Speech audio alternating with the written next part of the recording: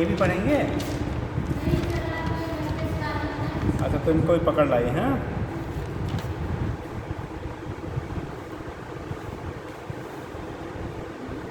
Sign हो गया बेटा? साइन हुआ है?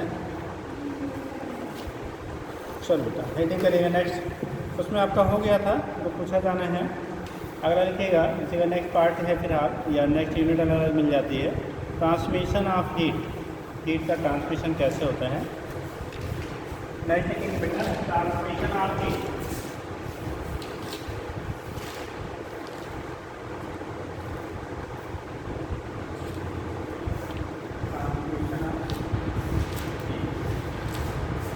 ट्रांसमिशन कैसे होगा?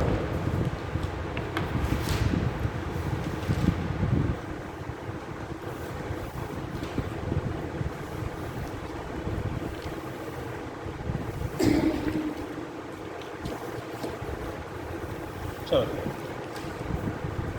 ट्रांसमिशन का मतलब होता है one place to other place, कैसे हमारा क्या होता है ट्रांसफ़र किया जाता है, उसी को टर्म देते बेटा ट्रांसमिशन। ठीक, transfer of heat from one place to other is known as क्या, ट्रांसमिशन। ठीक है, उसी को हम लोग टर्म क्या देते हैं, ट्रांसमिशन क्या लेते हैं, तो ट्रांसमिशन ऑफ हीट। चलो बता दो भैया कैसे होता है, किन मेथड से होता है ट्रांसमिशन हीट का। हीट ट्रांसफ़र जो होता है one place to other place, किन किन मेथड से होता है, कौन कौन सा मेथड होता है।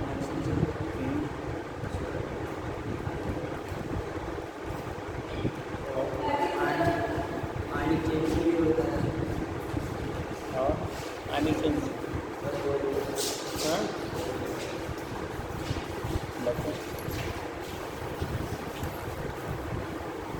पहले पानी वानी पी के बैठा कर बेटा। इसके कैसे कर गए जी?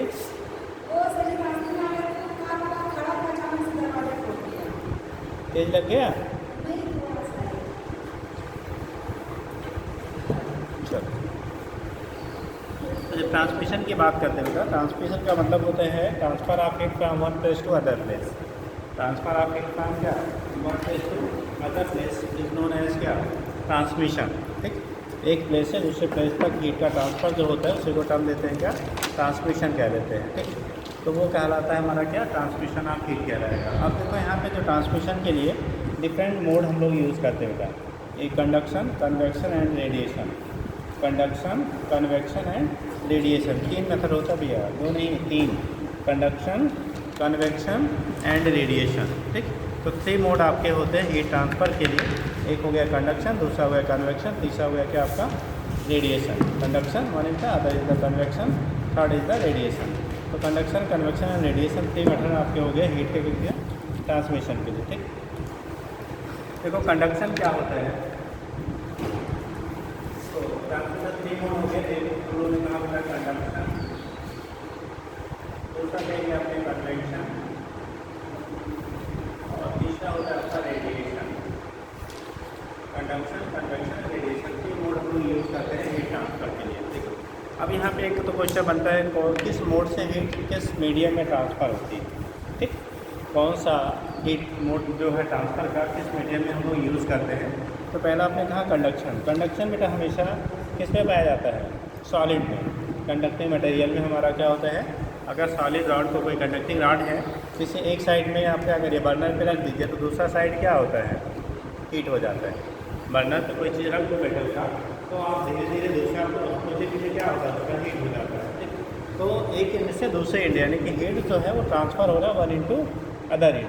ठीक, यहाँ पे इस मेथड में देखो जो क्या जो मॉलिक्यूल होते हैं मटेरियल के, ठीक है, पार्टिकल होते हैं, वो क्या मूव करते हैं, क्या कंडक्शन मेथड में जो आपके पार्टिकल है, मीडियम पार्टिकल है, उनका मूवमेंट होता है या नहीं होता है।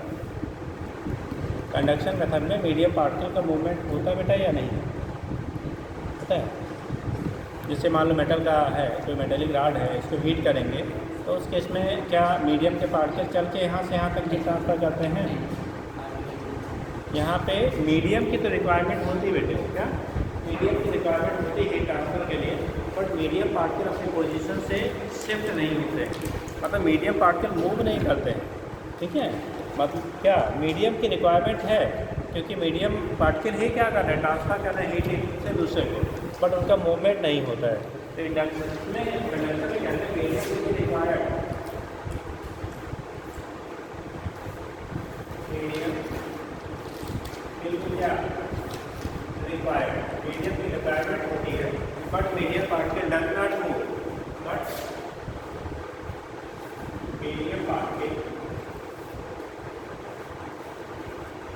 दर में आप क्या move, during conduction, during heat transfer करना। हीट ट्रांसफर होते समय इनके मीडियम पार्टिकल का मूवमेंट नहीं होता, मीडियम पार्टिकल मूव नहीं करते। तो ऐसा जो मेथड होता है उससे हम लोग कह देते हैं कंडक्शन। मीडियम की रिक्वायरमेंट है बट मीडियम पार्टिकल मूव नहीं कर रहा है, वो क्या करता है, एक पार्टिकल एक मॉलिक्यूल क्या करेगा, गेन करेगा, वो दूसरे को ट्रांसफ़र करेगा, दूसरा तीसरे। जैसे मान लीजिए मार्कर हमें यहाँ से वहाँ तक पहुँचाना है, तो एक मेथड है हम यहाँ से जाएँ उनको क्या करें पहुँचा के आए, दूसरा मेथड हम यहीं से फेंक दें, चले नहीं, यहीं से हमने क्या कर दिया, थ्रो कर दिया, ठीक है। तीसरा कंडीशन हमने इन्हें दिया, इन्होंने इन्हें दिया, इन्होंने उन्हें दिया, इस तरह से क्या हो गया, ट्रांसफ़र हो गया। तो विदाउट अगर मूवमेंट, मीडियम तो रिक्वायर्ड है बट मीडियम पार्टिकल अगर उसमें मूव नहीं कर रहा बेटा, उसी को हम लोग कह देते हैं क्या, कंडक्शन। और मेनली ये किसमें पाया जाता है, सॉलिड, किसमें पाया जाता है, आकर्षित किसमें, सॉलिड, ठीक। ये मेनली कंडक्शन मेथड से जो आपका हीट का ट्रांसफ़र होता है वो मेनली हमारा सॉलिड्स में आता है, ठीक। सॉलिड कंडक्टिव मटेरियल में आपका हीट का जो ट्रांसफ़र होता है वो आपका कंडक्शन मेथड से आपका होता है, ठीक है। इसे आपने कह लिया कंडक्शन बेटा, ठीक हो जाएगा। तो हीट फ्लो हो रहा है कंडक्शन में, देखिए लिख लिया, तो कंडक्शन में हीट का फ्लो हो रहा है, इसके लिए मीडियम की रिक्वायरमेंट है बट मीडियम पार्टिकल आपका मूव नहीं करता है। इस मेथड से हीट का जो फ्लो होता है, एक कंडीशन आपकी होती है वो स्लो होता है। कैसा होता है, स्लो रेट से होता है। ऐसा नहीं आपने बर्नर पे इस हीट को रखा तुरंत ये वाला हीट हो जाएगा, यहाँ से यहाँ तक हीट को ट्रांसफ़र होने में कुछ टाइम लगता है। यानी कि जो प्रोसेस आपका होता है कैसा होता है, स्लो होता है। कंडक्शन मेथड से हीट का जो ट्रांसफर होता है वो स्लो मेथड से होता है। तो लिख लीजिएगा, it is a slow process. ये कैसा होता है आपका, स्लो प्रोसेस होता है।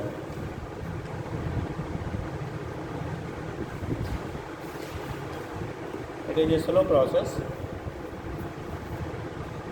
It is a slow process and temperature of the medium, जो सराउंडिंग मीडिया होगा बेटा या जिससे पास हो रहा है, temperature of the medium increases, temperature of the medium increases through which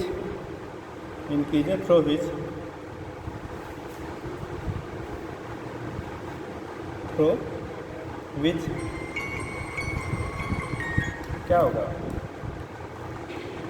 heat will be, through which heat will be flow।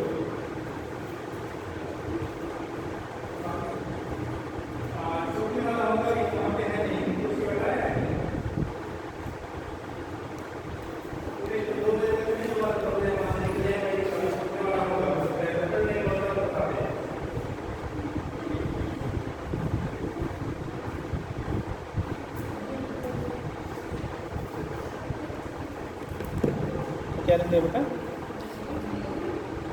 Medium particle क्या होगा आपका, ठीक है। तो वहाँ पे इसके फ्लो के लिए मीडियम पार्टिकल की क्या होती है, ठीक है, रिक्वायरमेंट होती है, बस मीडियम पार्टिकल आपका मूव नहीं करता। साइन हो गया बेटा सबका। तो इस केस में मीडियम पार्टिकल आपका मूव नहीं करेगा, ठीक। अब दूसरी कंडीशन आपकी सेकंड थिंग जो हम लोग बात करते हैं, ठीक। तो एक होता है बेटा कंडक्शन जो प्रोसेस होता है, ठीक। ये अगर कहा जाए मेनली किस में होता है, जैसे हम लोग कहते हैं सॉलिड में मेनली किस में होता है, सॉलिड में होता है, ठीक। लेकिन अगर बात किया जाए हो किस में सकता है, तो कंडक्शन क्या केवल सॉलिड में ही पॉसिबल है, ओनली सॉलिड, या मतलब अदर मीडियम में भी पॉसिबल है? केवल सॉलिड में ही होता है प्रोसेस कि पॉसिबल है ऑल क्या मीडियम में? अब देखो क्वेश्चन के नेचर पे डिपेंड करता है आंसर हमारा क्या। अगर पूछा जाए conduction is mainly takes place या transfer of heat through conduction is mainly takes place, answer will be solid. क्या लेंगे, सॉलिड। अगर ऐसे पूछा जाए, ठीक है, through conduction heat can be transfer in, तब बोलोगे all state of matter. Answer बदल जाता है क्वेश्चन के लैंग्वेज के अकॉर्डिंग। अगर कहा जाता है किन में पॉसिबल है, हो सकता है, तब बोलेंगे क्या ऑल स्टेट ऑफ मैटर, सभी क्या जो फॉर्म में मैटर आपका पाया जाता है सभी में पॉसिबल है। बट मेनली किस में होता है, तब सॉलिड आप बोलेंगे। मेनली अगर कहा जाए मेनली किस में होगा तो क्या बोलेंगे, solid.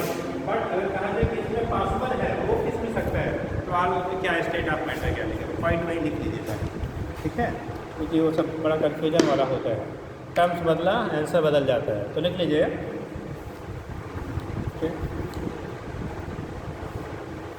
by conduction method,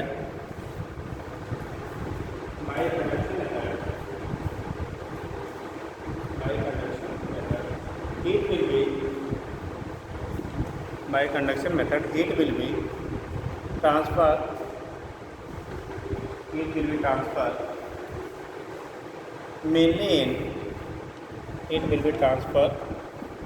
mainly in solid, but possible in, अगर कहा जाए किसमें हो सकता है, possible in all state of matter, but possible in all state of matter, सभी स्टेट में क्या होता है, पाया जा सकता है, but possible in all state of matter. ठीक, मेनली पाया किस में जा रहा है बेटा, सॉलिड में, बट अगर कहा जाए पाया किस में जाए, क्या कहाँ हो सकता है, तो क्या बोलोगे आप, ऑल स्टेट ऑफ मैटर। ठीक, तो मैटर के सारे स्टेट में यानी सॉलिड लिक्विड गैस तीनों स्टेटों में आपका पाया जा सकता है, हो सकता है, बट मेनली किस में होगा, सॉलिड। ठीक, रीजन क्या होता है, गैस वगैरह बेटा थोड़ा हीट करेंगे क्योंकि मॉलिक्यूल हमेशा मूवमेंट में होते हैं, इसलिए गैसेस में नेग्लिजिबल कंडीशन होती है, नहीं के बराबर। ठीक, या कह लो नहीं ही होता है, बट जब ऑप्शन बनाया जाता है तो आंसर हमें उसके अकॉर्डिंग देना पड़ता है। और लिक्विड में तब होता है जब तक बॉयलिंग स्टार्ट होने से पहले, जैसे कोई चीज़ आप रख दो बर्नर पे, अगर बॉयलिंग जब स्टार्ट हो जाता है तो बॉयलिंग स्टार्ट होने के बाद उसके जो मॉलिक्यूल हाई एनर्जेटिक होते हैं वो लोअर टेम्परेचर से हाई नीचे से ऊपर की तरफ सर्कुलेट होते हैं। चाय बनाइएगा तो देखिएगा जब उबलना शुरू हो जाता है तो नीचे से मॉलिक्यूल क्या एनर्जी के कहाँ जाते हैं, ऊपर, तब वो कंडक्शन नहीं हो जाता, कन्वेक्शन हो जाता है। जब तक बॉयलिंग स्टार्ट नहीं हो रही है, हीट हो रहा है बट बॉयल स्टार्ट नहीं हो रहा है, तब तक वो मेथड हमारा कंडक्शन का होता है, हीट एक मॉलिक्यूल दूसरे को ट्रांसफ़र करता है।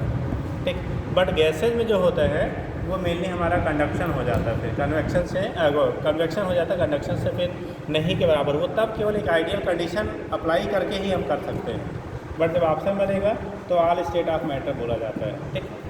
ठीक है, लेकिन मेनली किसमें होगा, सॉलिड में। तो थोड़ा सा चीज़ें याद रखिएगा क्योंकि ऑप्शन के अकॉर्डिंग हमें आंसर चेंज करने पड़ते हैं। ठीक है, आगे लिखिएगा बेटा। अब कंडक्शन मेथड से जब हम लोग को सॉलिड में हीट ट्रांसफ़र होता है तो उस केस में कंडीशन क्या होती है, देखो हीट के ट्रांसफ़र के लिए हमेशा हीट तभी ट्रांसफ़र होगा जब टेम्परेचर डिफरेंस हो। जैसे मान लो ये रॉड आपने ले लिया, सपोज दैट ये रॉड है कंडक्टिंग है, वैसे ये तो नॉन कंडक्टिंग है, बट मान लिया ये कंडक्टिंग, कोई कंडक्टिंग रॉड रखे हो बेटा, यहाँ तो कुछ होगा नहीं ऐसा है ना, मेटेलिक रॉड नहीं है, ये भी मेटेलिक नहीं है, चलिए मान लेते हैं हम लोग, बहुत कुछ मान लेते हैं ना। ठीक, तो उस केस में क्या हुआ, सपोज दैट ये कंडक्टिंग है नहीं, बट मान लीजिए कंडक्टिंग है। अब बेटा कंडक्टिंग है तो यहाँ हीट किसी भी डायरेक्शन में फ्लो तभी होगी जब दोनों साइड का टेम्परेचर डिफरेंट होगा। अगर टेम्परेचर दोनों साइड के सेम हो, सेम चाहे कुछ भी हो, तो उस कंडीशन में हीट का ट्रांसफ़र नहीं होगा। यानी कि हीट के ट्रांसमिशन के लिए हमेशा इन दोनों टर्मिनल के बीच में पोटेंशियल टेम्परेचर का डिफरेंस होना चाहिए। जैसे आपने करंट इलेक्ट्रिसिटी में पढ़ा था कि करंट फ्लो करने के लिए या चार्ज फ्लो करने के लिए हमेशा पोटेंशियल डिफरेंस होना चाहिए, ऐसे हीट के फ्लो करने के लिए हमेशा टेम्परेचर डिफरेंस होना चाहिए। और हीट सेल्फ जो फ्लो होता है वो हमेशा हायर टेम्परेचर से किधर, लो की तरफ। ठीक, हाई टेम्परेचर टू लो की तरफ ऑलवेज अगर सेल्फ फ्लो हो रहा है तो हायर टू लोअर होगा। ठीक, अब यहाँ पे कंडीशन क्या हो रहा है, जब आपका अगर टेम्परेचर डिफरेंट है, मतलब एक टर्मिनल मान लो हॉट है दूसरा कोल्ड है, तो उस केस में हायर टेम्परेचर वाले टर्मिनल से लोअर टेम्परेचर की तरफ क्या करेगा, हीट आपका फ्लो करेगा। हायर टेम्परेचर साइड से लोअर टेम्परेचर की तरफ हीट का क्या होता है, आपका फ्लो होता है। तो उस कंडीशन में हम लोग दिखा देते हैं कैसे होगा, यानी कि टेम्परेचर हीट ट्रांसफ़र होने के लिए ठीक है, आपको टेम्परेचर डिफरेंस का होना क्या है, कंपल्सरी है। तो वही एक लाइन लिख लीजिए, हेडिंग कर लो, conduction in metallic rod, conduction in metallic rod, या कंडक्शन थ्रू मेटेलिक रॉड कर सकते हैं, जो भी है।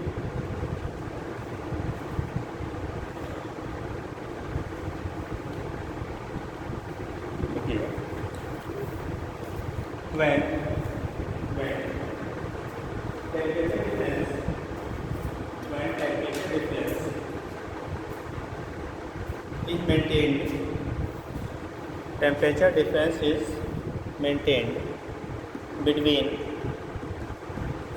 temperature difference is maintained between .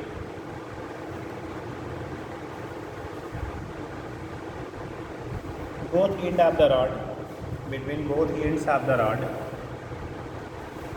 both end of the rod, then heat will flow, then heat will flow from, then heat will flow from higher temperature, it will flow from higher temperature into lower temperature ends, higher temperature into lower temperature ends itself, higher temperature into lower temperature ends। ठीक, अब कुछ point ऐसे समझ लीजिए तो mathematical कैसे होगा, क्या रेट ऑफ फ्लो आपका होगा, तो उसको डिस्कस किया जाता है। ठीक, एक टर्म आपने पढ़ा होगा बेटा टेम्परेचर ग्रेडियंट। ठीक, और टेम्परेचर ग्रेडियंट से पहले पढ़ लो, जैसे हम लोग जब पोटेंशियल पढ़ा था तो वहाँ पे इक्वी पोटेंशियल सरफेस पढ़े थे। कितने लोगों को याद है बेटा? इक्वी पोटेंशियल सरफेस ये है।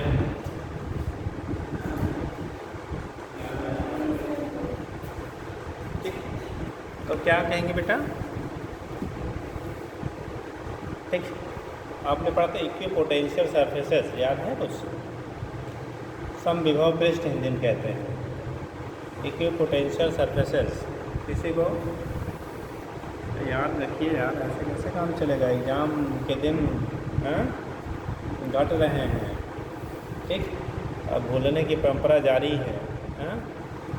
ठीक, देखो इक्वी पोटेंशियल सरफेस कहते थे दैट सरफेस, ठीक है, at all point of which having same potential, ऐसे सरफेसेस जिसके सारे पॉइंट सेम पोटेंशियल पे होते हैं उन्हें कहते हैं इक्वी पोटेंशियल सरफेस कहते हैं। ठीक, ऐसे जैसे वहाँ पे इक्वी पोटेंशियल सरफेस कहते थे, ठीक है, ऐसे यहाँ पे आइसोथर्मल सरफेस कहा जाता है।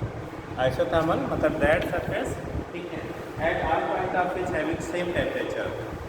ठीक, आइसोथर्मल का मतलब जैसे मान लिया आपने लिया ये हीट ट्रांसफ़र हो रहा है, अब हीट इधर से इधर ट्रांसफ़र हो रहा है बेटा, तो इधर का टेम्परेचर हायर होगा, इधर लोअर।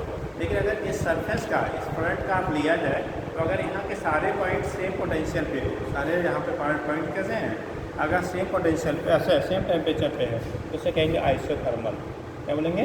आइसोथर्मल। आइसो मतलब सेम, थर्मल मतलब यहाँ टेम्परेचर हीट। ठीक है, अगर टेम्परेचर की वैल्यू सेम है तो उसे हम लोग क्या कहते हैं? आइसोथर्मल कहेंगे। ऐसे को नाम दिया जाता है, क्या कहते हैं बेटा? आइसोथर्मल कह लेंगे जहाँ पे टेम्परेचर की वैल्यू कैसी है, इक्वल है, सेम है, हो जाएगा, तो उसे आइसोथर्मल सरफेसेस कह लेते हैं। क्या बोलेंगे? आइसोथर्मल सरफेसेस कह लेंगे। ठीक, तो आइसोथर्मल सरफेसेस ये, अब ये भी आइसोथर्मल जो सरफेसेस होते हैं बेटा वो भी अलग अलग टाइप के होते हैं। प्लेन आइसोथर्मल सरफेसेस जैसे रॉड है, अब यहाँ पे जो टेम्परेचर होगा वो सारे का सेम। मान लो इस पोजीशन पे हमने लिया, अगर ये कंडक्टिव मटेरियल का बना है तो इस पोजीशन पे अगर एक सरफेस ड्रा किया जाए, ठीक है, क्रॉस सेक्शनल एरिया ड्रा किया जाए तो उसके सारे पार्टिकल क्या होंगे? सेम टेम्परेचर पे होंगे। आगे कहीं देंगे तो यहाँ पे सारे क्या होंगे? सेम टेम्परेचर पे होंगे। तो ऐसे जो डिफरेंट सरफेसेस होंगे, ठीक है, वो कहलाएंगे हमारे क्या? Isothermal surfaces. ऐसे ही अगर आपको कोई सिलिंड्रिकल सोर्स है, कैसा है?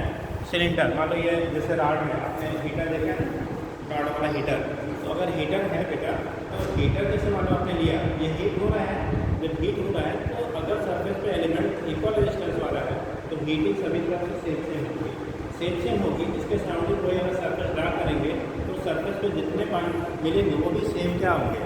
टेम्परेचर पे मिलेंगे। ऐसे वाले को हम लोग सिलिंड्रिकल आइसोथर्मल सरफेस कहेंगे। एक प्लेन आइसोथर्मल सरफेस, ठीक है, थिन रॉड के लिए।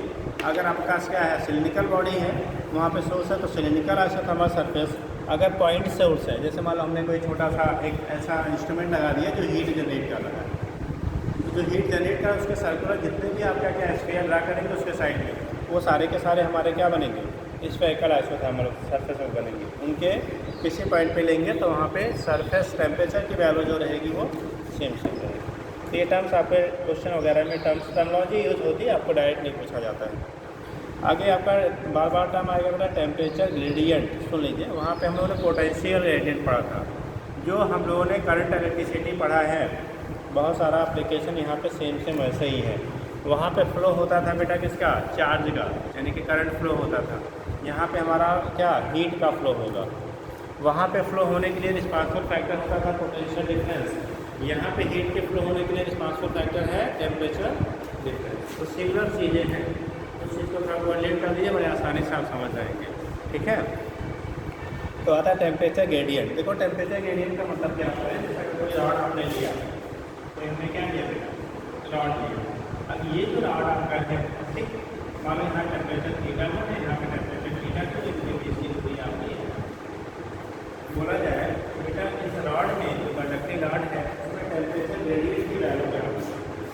तो टेम्परेचर ग्रेडियंट होगा, सुन लो, चेंज इन टेम्परेचर, क्या चेंज इन टेम्परेचर अपान क्या एयर, जो आपका कंडक्टिंग रॉड है जिसमें आपने लेंथ लिया है, ठीक है, या जिस पॉइंट के बीच में आप टेम्परेचर ग्रेडियंट निकाल रहे हैं वहाँ पे टेम्परेचर डिफरेंस अपान उसकी लेंथ जो आपके ओरिजिनल कंडक्टर की उसके रेशियो को हम लोग कहते हैं टेम्परेचर ग्रेडियंट।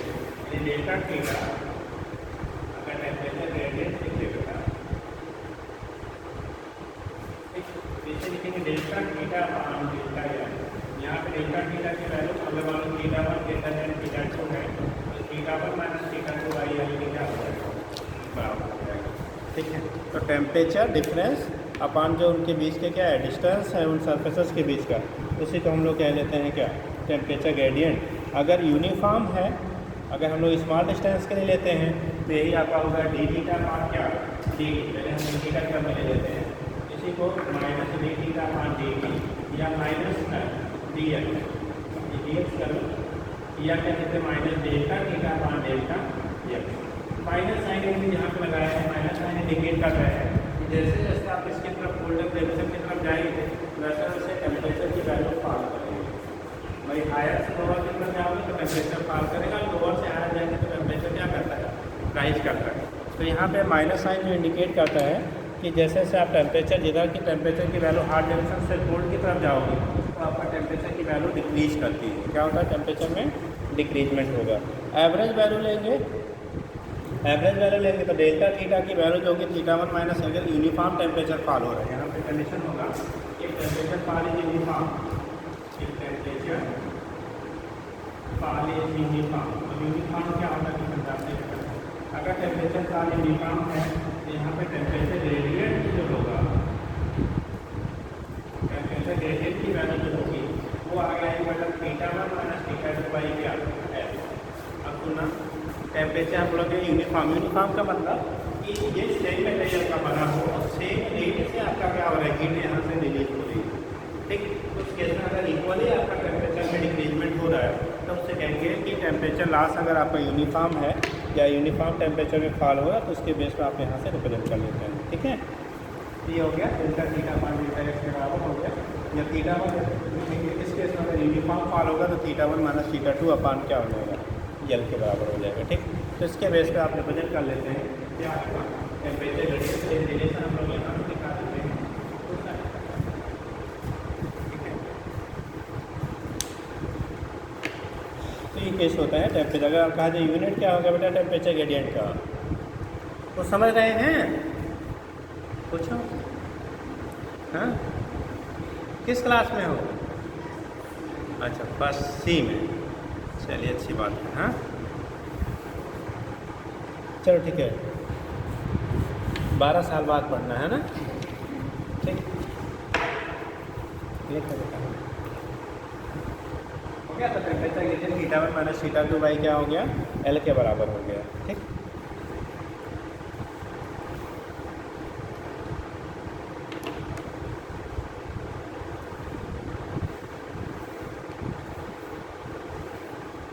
अगर यूनिट आप लेंगे बेटा टेम्परेचर ग्रेडियंट का तो क्या होगा, टेम्परेचर ग्रेडियंट की अगर यूनिट लेंगे तो क्या होगा, टेम्परेचर ग्रेडियंट की यूनिट अगर आपको फाइंड करना है तो टेम्परेचर ग्रेडियंट की यूनिट क्या होगी, यूनिट ऑफ टेम्परेचर ग्रेडियंट बताओ, unit of temperature gradient,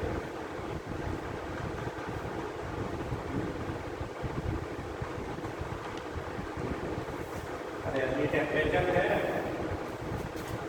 unit लिखेंगे तो टेम्परेचर को अगर केल्विन में देते हैं और इसकी मीटर केल्विन पर मीटर, 8 डिग्री सेंटीग्रेड, ठीक, पर क्या मीटर, ठीक, डिग्री सेंटीग्रेड पर मीटर या केल्विन पर मीटर के क्या हो जाएगा, बराबर हो जाएगा, ठीक। डिग्री सेंटीग्रेड पर मीटर या केल्विन पर मीटर के क्या हो जाएगा आपका, बराबर हो जाता है। डायमेंशन क्या होगा बेटा, क्या करते हैं बेटा, इंडिकेशन ये बोलते हैं कैलकुलेटर मीटर अगर डायमेंशन दें तो क्या लिखेंगे जी? देखो ये टेम्परेचर है, ठीक, टेम्परेचर को फिर डायमेंशन में भी हम लोग के या मीटर से दिखाते हैं और मीटर ऊपर जाकर मीटर की पावर -1 मीटर की पावर एल डायमेंशन लिखेंगे तो एल की पावर -1 इंटू के। मीटर नीचे से ऊपर जाएगा तो माइनस हो जाएगा, तो एल की पावर -1 इंटू के लिखो या एल की पावर -1 इंटू थीटा भी लिख सकते हैं। अगर टेम्परेचर को थीटा से रिप्रेजेंट करेंगे तो वहाँ पे थीटा लिख लेंगे। फिलहाल पहले के टाइम पे थीटा यूज होता था, आज के टाइम पे ज़्यादा ही यूज होता है, तो अगर दूसरे कैलकुलेशन में लिखना चाहेंगे तो आप लिख सकते हैं। अगर ऐसे आपको नहीं है तो टेम्परेचर को थीटा से रिप्रेजेंट कर देते हैं, ठीक हो जाएगा।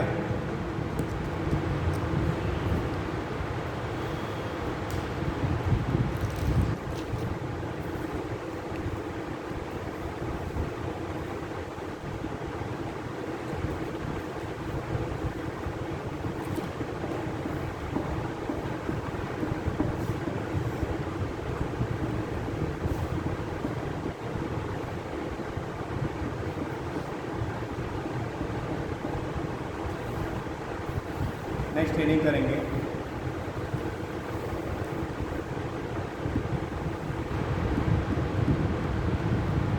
बोले law of thermal conductivity, law of thermal conductivity.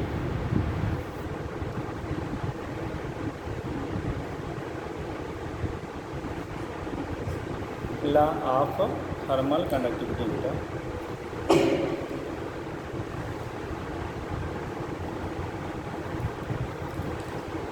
देखो,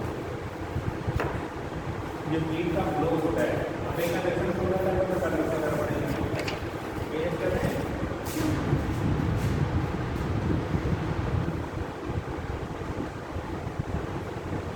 अगर इसका area cross section A, area cross section कितना है, ए है, ठीक है, तो उस कंडीशन में एरिया क्रॉस सेक्शन की वैल्यू ए है, टेम्परेचर θ1 एंड θ2 है, हॉट जंक्शन का मान लो θ1 है, कोल्ड जंक्शन का θ2 है, तो यहाँ पे जो हीट इनका करेगा, जो हीट मान लो कि यहाँ से इतना ज़्यादा वो इधर से क्या करेगा, हिट करेगा।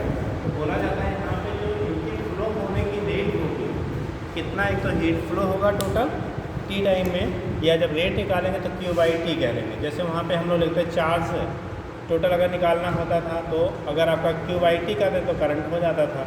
ऐसे ही यहाँ पे जब बात करेंगे बेटा, जितना हीट फ्लो हुआ अपॉन टाइम टेकन तो वो आपका हीट करंट कहलाएगा। क्या कहलाएगा? हीट करंट, मतलब ऊष्मीय क्या धारा जो भी कह लो, ठीक, तो उसे हम लोग हीट करंट कह देंगे। यानी किस रेट से हीट आपका उस जो कंडक्टर के थ्रू पास आउट हो रहा है उसे को टर्म दे लेते हैं हीट करंट, ठीक, या जिसे यहाँ रिप्रेजेंट कर लेते हैं।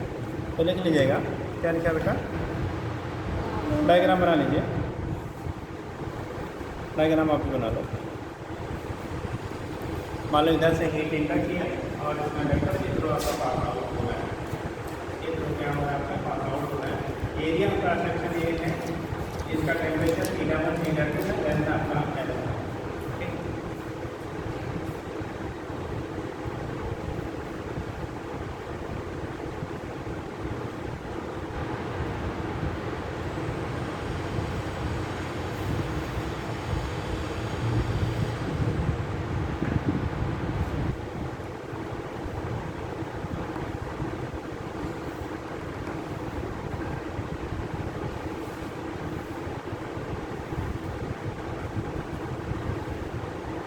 Here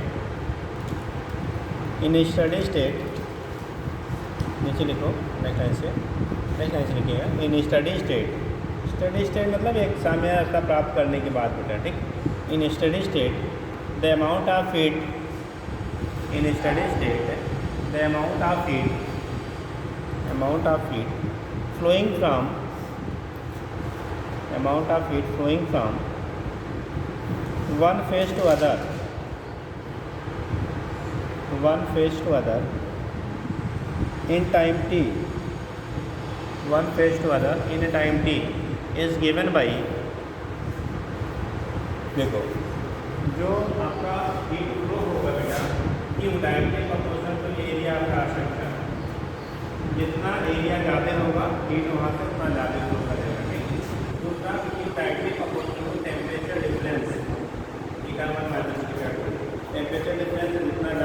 rate of flow of heat उतना ज़्यादा होगा। ठीक, rate of flow of heat क्या होगा, उतना ज़्यादा होगा। ठीक है, क्यू डायरेक्टली प्रोपोर्शनल टाइम, जितने ज़्यादा टाइम तक आप फ्लो कराएंगे उतना अमाउंट हीट का ज़्यादा फ्लो होगा। ठीक, और अगला होता है Q inversely proportional to L, length जितना ज़्यादा होगा कंडक्टर का उतना हीट वहाँ से कम होगा। ठीक, इन सारी चीज़ों को अगर कंबाइन कर दो, देखो अगर क्यू डायरेक्टली प्रोपोर्शनल का है A into theta one minus theta two into T by कितना, और आपने पढ़ा है कभी हम लोग कोई प्रोपोर्शनलिटी कांस्टेंट रिमूव करते हैं, प्रोपोर्शनलिटी कांस्टेंट क्या किया जाता है, रिमूव किया जाता है, हमेशा अब हमसे सिंपल रिमूव करेंगे तो हमसे कांस्टेंट मिलेगा। ठीक, तो यहाँ पे लिख लेते हैं क्यू इक्वल टू के, जो कांस्टेंट होता है उसे हम क्या कहते हैं, theta one minus theta to,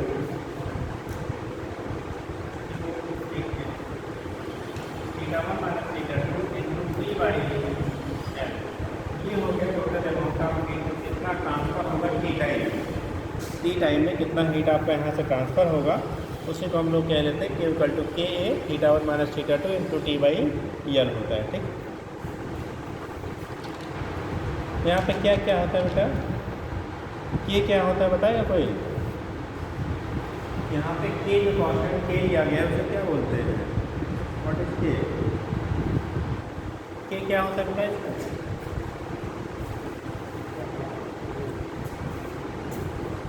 ये जो है कोएफिशिएंट ऑफ स्क्वायर के,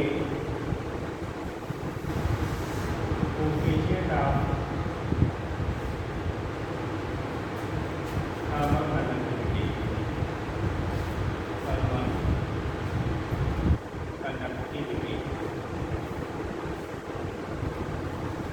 को कहते हैं कोएफिशिएंट ऑफ थर्मल कंडक्टिविटी कहा जाता है, ये is called coefficient of thermal conductivity. ठीक, ये को कहते हैं कोएफिशिएंट ऑफ क्या, थर्मल कंडक्टिविटी कहा जाता है। ठीक,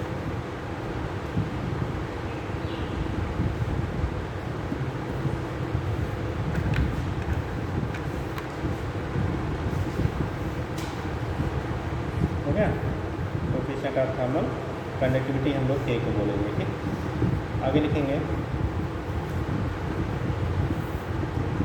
अगर हम लोग rate of flow of heat की बात करें, ठीक, क्या करें, rate of flow of heat, तो क्यू बाई टी हो जाएगा, क्या हो जाएगा, क्यू बाई टी हो जाता है, तो लिख लीजिएगा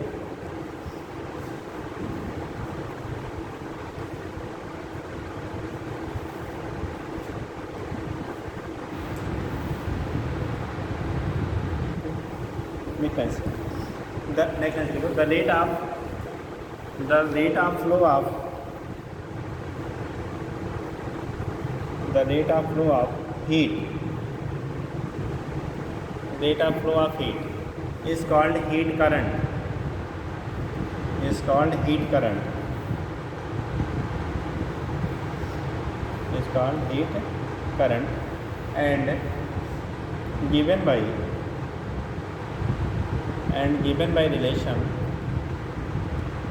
known as heat current and given by relation, देखो हीट करंट को ऐसे दिखाते हैं, हीट करंट किसे कहेंगे, हीट करंट, इसको ऐसे दिखाते हैं, इसको बराबर आएगा Q बाई टी, क्योंकि टी से क्यू में टी को इधर का लिख बाई टी का इधर वाला टी कैंसिल हो जाएगा, तो बचेगा हमारा कितना, K A theta one minus theta two by, इसे हीट करंट कह देते हैं, हीट किस दर से उसमें से फ्लो करेगा उसी को टर्म देते हैं हीट करंट। ठीक,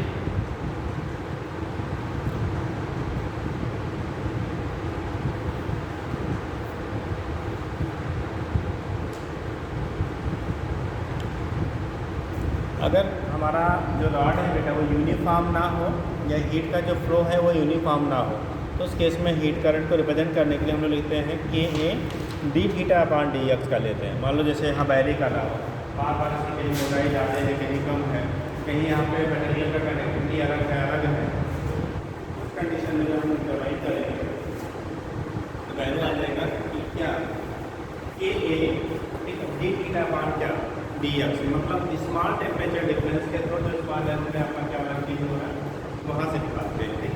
ऐसे लिख लीजिएगा पॉइंट करके। इफ़ नॉन स्टडी, ऐसे का लिखना है, इन कर लो, in case of non steady state, in case of non steady, STEADY, steady मतलब निश्चित ना रहे, नियत ना रहे, बदलता रहे, steady state R variable cross section OR, R variable cross section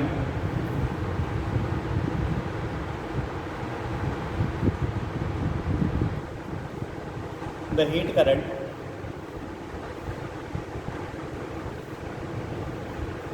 is given by, अगर यूनिफॉर्म नहीं है बेटा, हर जगह बदल रहा है, वहाँ पे हीट करंट की जो वैल्यू होगी ये dQ upon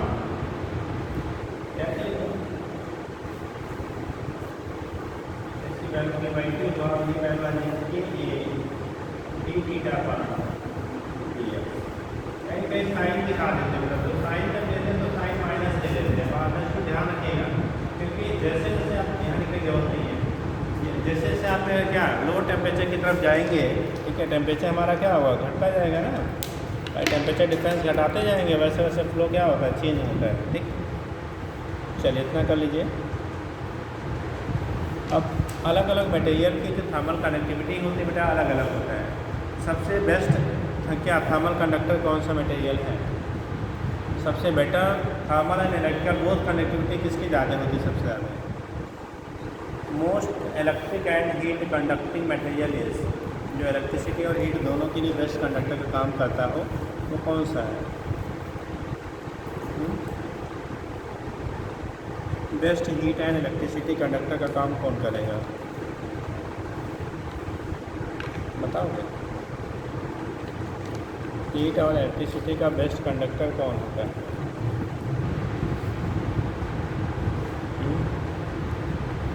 heat and electricity का बेस्ट कंडक्टर कौन होगा, हीट और इलेक्ट्रिसिटी का बेस्ट कंडक्टर कौन होगा बेटा, यह बहुत बार बताया गया है, सिल्वर, चांदी। सिल्वर जो होता है इलेक्ट्रिकल कनेक्टिविटी भी इसकी सबसे ज़्यादा होती है और हीट कनेक्टिविटी भी सबसे ज़्यादा होती है, इसलिए पुराने टाइम पे जो लोग अफोर्डेबल थे, जिसे कहते थे राजा महाराजा, उनके यहाँ जो पकाने वाले बर्तन होते थे चांदी के होते थे, ठीक है ना। तेज़ दिमाग और तंदुरुस्त क्या बोलते थे, सोना चांदी चौन पास नहीं खाया, ठीक। तो उसका जो कॉन्सेप्ट आपका होता था दोनों चीज़ें, तो कंडक्टिविटी हाई होती है और उससे क्या होता है रेट का इम्प्रूवमेंट भी होता है, ठीक है। तो उस केस में ठीक है सबसे बेटर देख लीजिए भैया, कुछ याद नहीं रखते तुम लोग, हाँ कि कथा सुन लेते हो फिर गायब, पढ़ा करो भैया। देखो दो चीज़ें हैं यार, आपको गवर्नमेंट सुविधाएं दे रही है, तो उन सुविधाओं का उपयोग करिए, ठीक। केवल ऐसा नहीं आप क्लास में आ गए और सब कुछ हो गया, बोर्ड और यूनिवर्सिटी एग्ज़ाम नहीं दे रहा है कि 45% आएगा तो भी पास, 85% आएगा तो भी पास, 90 आएगा तो भी पास। यहाँ तो 90 आया, अगले दिन 90.1% आ गया तो पास, आप क्या फेल, ठीक। तो यहाँ तो एक एक नंबर का क्या है इम्पोर्टेंस है, और अगर आप जनरल चीज़ें भी भुलाते रहेंगे तो फिर क्या मतलब निकलता है यार। कई बार अभी जब आपको करंट इलेक्ट्रिसिटी पढ़ाई गई थी, कई बार ये टर्म्स आया था, मोस्ट कंडक्टिंग मटेरियल इज़, बताया गया था ना सिल्वर की कंडक्टिविटी सबसे ज़्यादा होती है, बताया गया था कि नहीं जी, कब बताओ, चीज़ों को याद रखिए, वही लिख लो। देखो order of conductivity in common materials, order of conductivity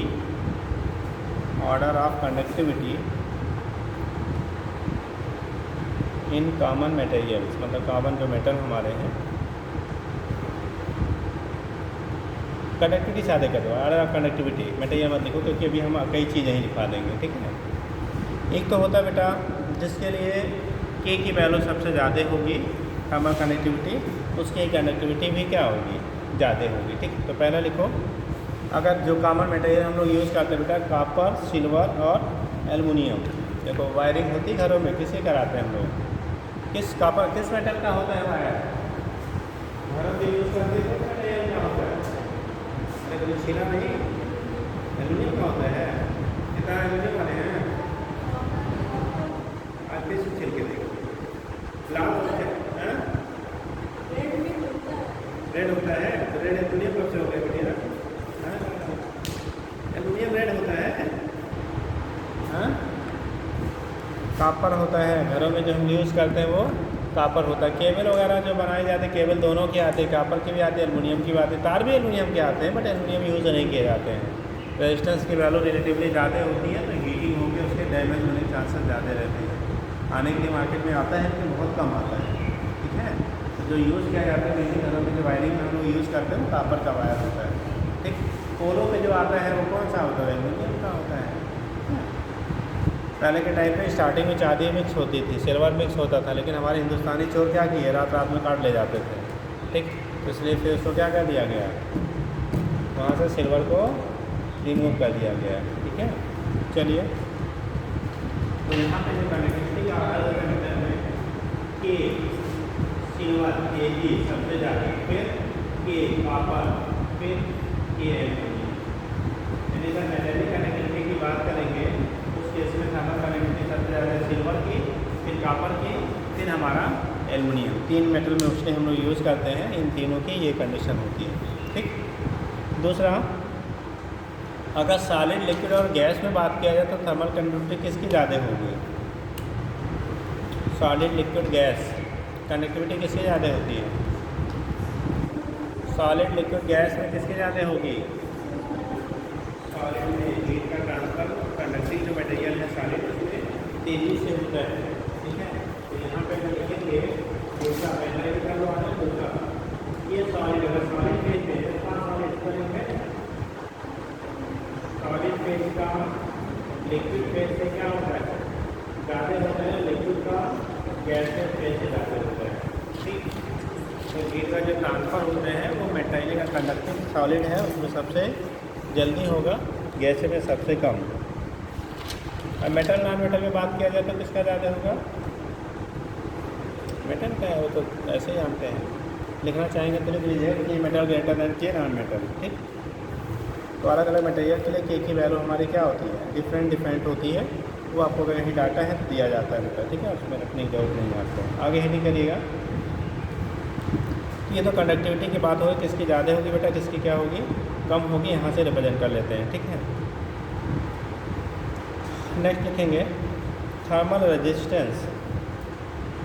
thermal resistance बेटा, थर्मल रेजिस्टेंस।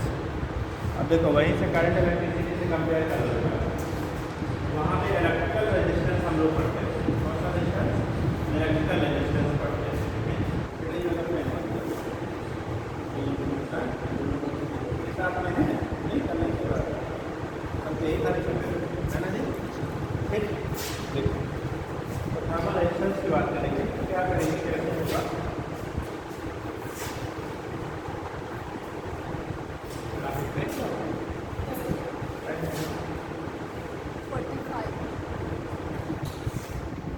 थर्मल रेजिस्टेंस में क्या होगा करेंगे बताओ, बोला क्या?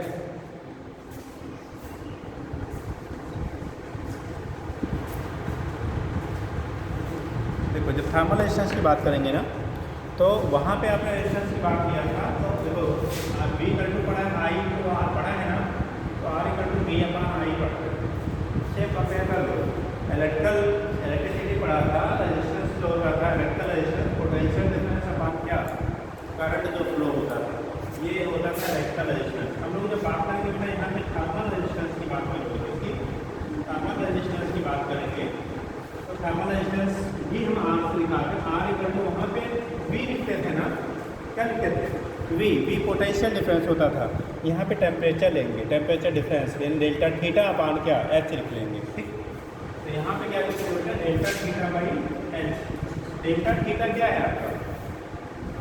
टेम्परेचर डिफरेंस यानी थीटा 1 माइनस थीटा 2 अपान क्या, एच।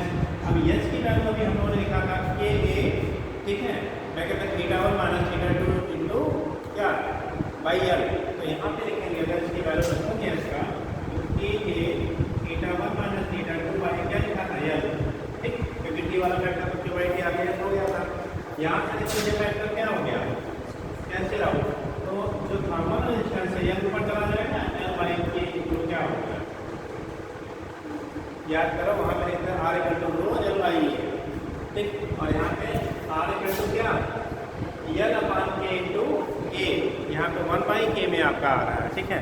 ये कंडीशन आपका होता है, इसे कह देते हैं हम लोग कौन सा बेटा, थर्मल रेजिस्टेंस कहते हैं। तो लिख लीजिएगा थर्मल रेजिस्टेंस, थर्मल रेजिस्टेंस लिखिए, द रेजिस्टेंस, थर्मल रेजिस्टेंस में लिखिएगा the resistance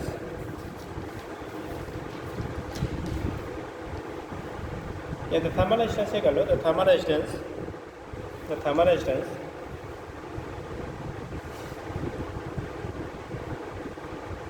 thermal resistance of a material is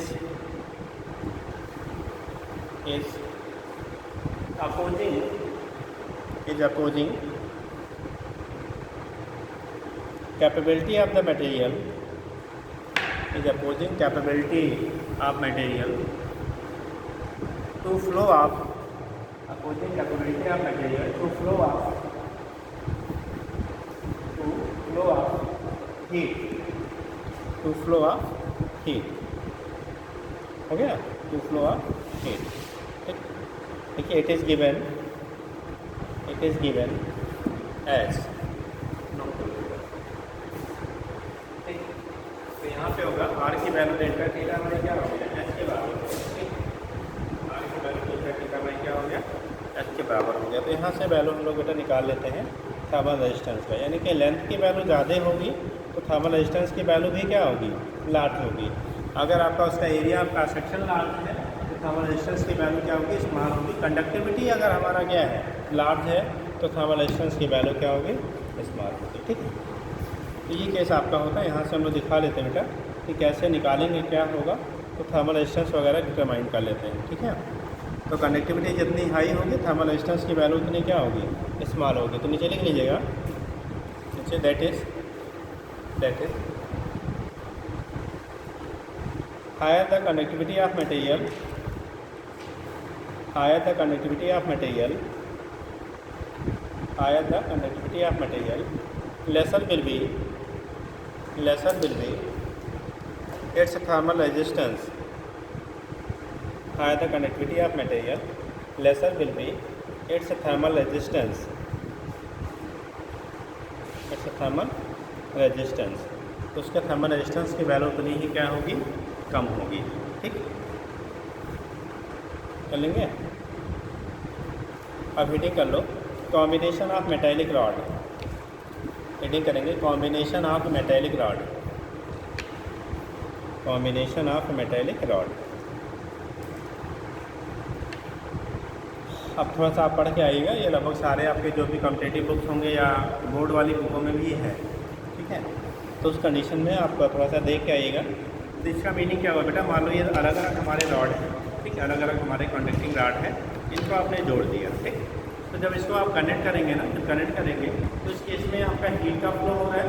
तो हीट का फ्लो होगा क्योंकि मटेरियल अलग अलग है, मटेरियल कैसे हैं, अलग अलग है। तो हीट तो वही फ्लो करेगा ना, जो हीट इधर से इंटर करेगा वही हीट यहाँ से क्या करेगा, आपका पास आउट होगा। तो इस केस में पूछा जाता है कि टोटल इक्विवेलेंट जो कंडक्टिविटी होगी उसकी वैल्यू क्या होगी, पूरे कॉम्बिनेशन का जो इक्विवेलेंट कंडक्टिविटी होगा उसकी वैल्यू हम लोग कैसे डिटरमाइन करेंगे, ठीक। दूसरा, किस रेट से आपका हीट फ्लो हो रहा है उसकी वैल्यू कैसे आप डिटरमाइन करेंगे। ये बिहेव करेगा एज ए सीरीज कॉम्बिनेशन। और आपने पढ़ा था सीरीज कॉम्बिनेशन में जो करंट फ्लो होता है वो सभी के थ्रू क्या रहता है, आपका सेम। सीरीज कॉम्बिनेशन की प्रॉपर्टी होती है जो करंट फ्लो होता है वो सभी के थ्रू क्या होता है, सेम होता है। आपने गाड़ी की चाबी निकाली अपनी, तो उस केस में नहीं, तो उस केस में उसे हम लोग क्या कह लेते हैं, थर्मल क्या कहेंगे, रेजिस्टेंस कह लेते हैं। तो इसके बेस पर आप दिखा देते हैं, ठीक है। कंडक्टिविटी क्या होगी, कैसे होगी, जो भी हीट फ्लो होगा, क्योंकि करंट जो सीरीज कॉम्बिनेशन रहेगा, जो भी फ्लो होगा एक से वही दूसरे से वही क्या होगा, तीसरे से। तो इक्विवेलेंट वैल्यू हम निकालेंगे, टेम्परेचर कैसे होगा, इंटरफेस क्या होता है, वो सारी चीज़ें क्वेश्चन पूछे जाते हैं, इंपॉर्टेंट है, पढ़ के आइएगा भैया, ठीक है। कर लेंगे, पढ़ के आइए, कल बताया जाता है।